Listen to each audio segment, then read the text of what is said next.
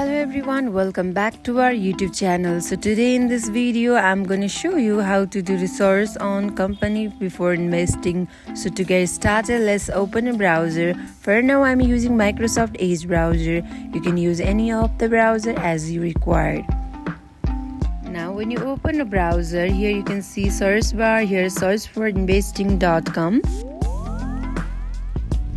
Now it will open this kind of a website, investing.com website, and then sign in with your account.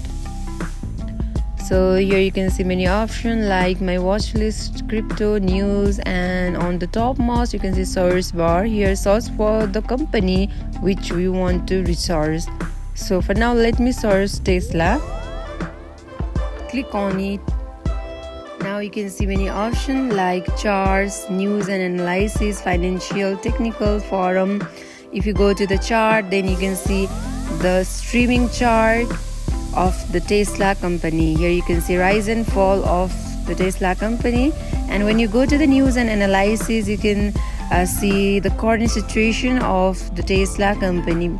So before you invest on this particular company, you can get to know many more about it. You can do research in this way. So that wraps for today. If you guys like this video, do not forget to like, comment and subscribe our channel.